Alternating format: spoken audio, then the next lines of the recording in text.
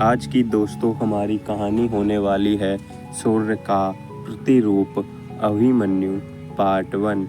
अभिमन्यु अर्जुन का पुत्र था। श्री कृष्ण की बहन सुभद्रा इनकी माता थी। यह बालक बड़ा होनहार था। अपने पिता के से सारे गुण इसमें विद्यमान थे। स्वभाव का बड़ा क्रोधी था और डरना तो किसी से इसने जाना ही नहीं था। इसी निर्भयता और क्रोधी स्वभाव के कारण इसका नाम अभिनिर्भय मन्यु क्रोधी अभिमन्यु पड़ा था। अर्जुन ने धनुर्वेद का सारा ज्ञान इसको दिया था। अन्य अस्त्र शस्त्र चलाना भी इसने सीखा था। पराक्रम में यह किसी वीर से भी कम नहीं था। 16 वर्ष की अवस्था में ही अच्छे अच्छे सेनानियों को चुनौती देने की शक्ति और सामर्थ्य इसमें थी। इसकी मुखाकृति और शरीर का डील-डोल भी असाधारण योद्धा का सा था। वृषभ के समान ऊंचे और भरे हुए कंधे थे। उभरा वक्षस्थल था और आंखों में एक जोश था। महाभारत का भीषण संग्राम छिड़ा हुआ था। पितामह धराशायी हो चुके थे। उनके पश्चात गुरु द्रोणाचार्य ने कौरवों को सेनापतित्व संभाला था। अर्जुन पूरे पराक्रम के साथ युद्ध कर रहा था। प्रचंड अग्नि के समान वह बाणों की वर्षा करके कौरव सेना को विचलित कर रहा था। द्रोणाचार्य कितना भी प्रयत्न करके अर्जुन के इस वेग को नहीं रोक पा रहे थे। कभी कभी तो ऐसा लगता था मानो पांडव कौरवों को कुछ ही क्षणों में परास्त कर डालेंगे। प्रातःकाल युद्ध प्रारंभ हुआ। श्री कृष्ण अपना पांचजन्य फूंकते उसी क्षण अर्जुन के बाणों से कौरव सेना में हाहाकार मचने लगता। संध्या तक यही विनाश चलता रहता। दुर्योधन ने इससे चिंतित होकर गुरु द्रोणाचार्य से कहा, हे आचार्य, यदि पांडवों की इस गति को नहीं रोका गया तो कौरव सेना किसी भी क्षण विचलित होकर युद्ध भूमि से भाग खड़ी होगी।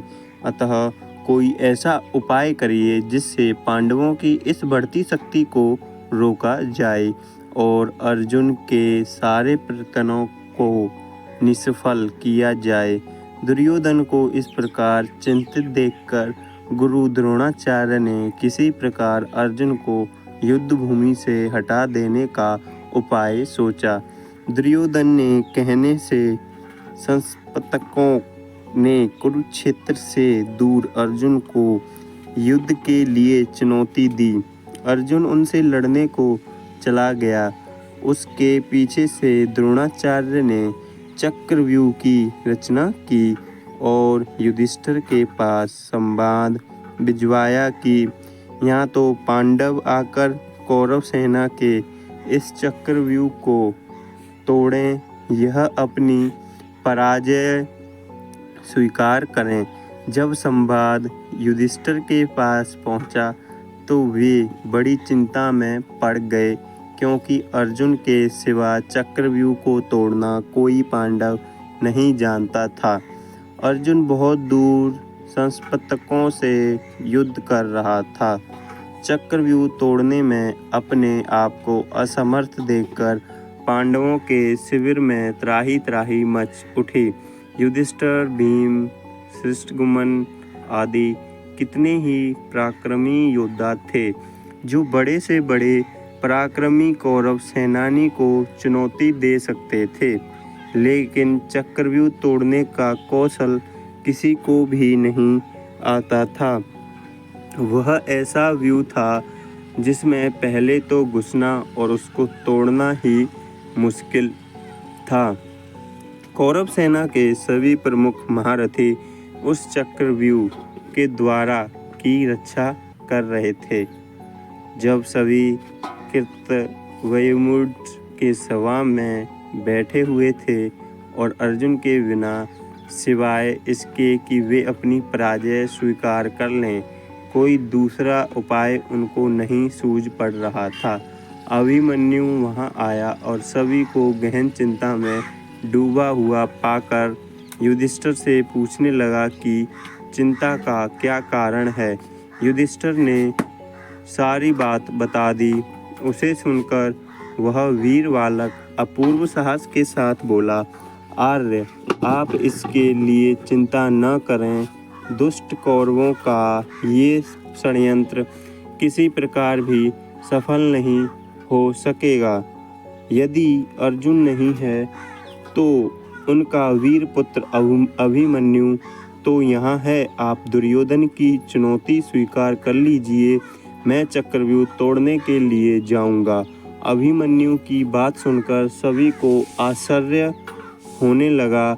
एक साथ सब की नीचे झुकी हुई गर्दनें ऊपर उठ गईं। फिर भी युधिष्ठिर ने इसे अभिमन्यु की नादानी ही समझा। उन्होंने पूछा, बेटा, तुम्हारे पिता अर्जुन के सिवा इनमें से कोई भी चक्रव्यूह भेदना कर सकते हो? नहीं जानता। फिर तुम कैसे इसका भेदन कर सकते हो? हाय, आज अर्जुन होता तो यह अपमान न सहना पड़ता। संध्या काल तक भी वह गांडीव दबा नहीं आ सकेगा और पांडवों की यह सेना जिसको लेकर वह प्रचंड वीर अभी तक युद्ध कर रहा है, अपने अस्त्र डालकर कौरवों से पराजय स्वीकार कर लेगी। हाय हाय क्रूर विधाता, यह कहकर युधिष्ठिर अधीर हो उठे। उसी क्षण अभिमन्यु ने सिंह की तरह गरज कर कहा, आर्य, आप मुझे बालक ना समझें। मेरे रहते पांडवों का गौरव कभी नहीं मिट सकता। मैं चक्रव्यूह को भेदना जानता हूँ। पिता ने मुझे चक्रव्यूह के भीतर घुसने की क्रिया तो बतला दी थी, लेकिन उसे बाहर निकलना नहीं बताया था। आप किसी प्रकार चिंता ना करें, मैं अपने पराक्रम पर विश्वास करके चक्रव्यूह को तोड़ूंगा और उससे बाहर भी निकल आऊँगा। आप चुनौती स्वीकार कर लीजिए और युद्ध के लिए मुझे आज्ञा देकर शंख बजा दीजिए। उस दुर्योधन को संदेश भिजवा दीजिए कि वीर धनंजय का पुत्र अभिमन्यु उनकी सारी चाल को निष्फल करने के लिए आ रहा है।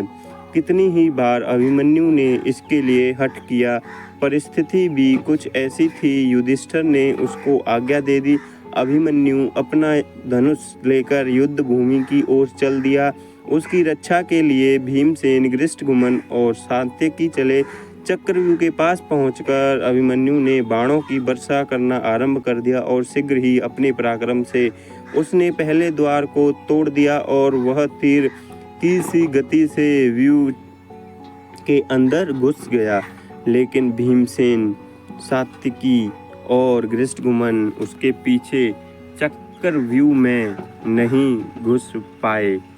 उन्होंने कितना ही पराक्रम दिखाया, लेकिन जयद्रथ ने उनको रोक लिया और वहीं से अभिमन्यु अकेला रह गया। अर्जुन का वह वीर पुत्र अद्भुत योद्धा था। चक्रव्यूह के द्वार पर उसने अनेक योद्धाओं को भीषण युद्ध करना पड़ा था, लेकिन उसका पराक्रम प्रचंड अग्नि के समान था। जो कोई उसके सामने आता था या तो धराशायी हो जाता या विचलित होकर भाग जाता। इस तरह चक्रव्यूह के प्रत्येक द्वार को वह तोड़ना चला जा रहा था। कौरवों के महारथियों ने उस वीर बालक को दबाने का कितना ही प्रयत्न किया, लेकिन वे किसी प्रकार भी उसे अपने बस में नहीं कर पाए। उसके तीक्ष्ण बाणों की मार से व्याकुल होकर दुर्योधन ने गुरु द्रोणाचार्य से कहा, हे आचार्य, अर्जुन का यह वीर बालक चारों ओर विचर रहा है और हम कितना भी प्रयत्न करके इसकी भीषण गति को नहीं रोक पाते हैं। एक के बाद एक सभी द्वारों को इसने तोड़ दिया। ये तो अर्जुन के समान ही युद्ध कुशल और पराक्रमी निकला। अब तो पांडवों को किसी प्रकार पराजित नहीं किया जा सकता। दोस्तों, ये हमारा कहानी का पार्ट 1 था। पार्ट 2 कल आपको मिल जाएगा। अगर आपको ये कहानी अच्छी लगी हो तो हमारी इस वीडियो को लाइक करें, चैनल को सब्सक्राइब करें।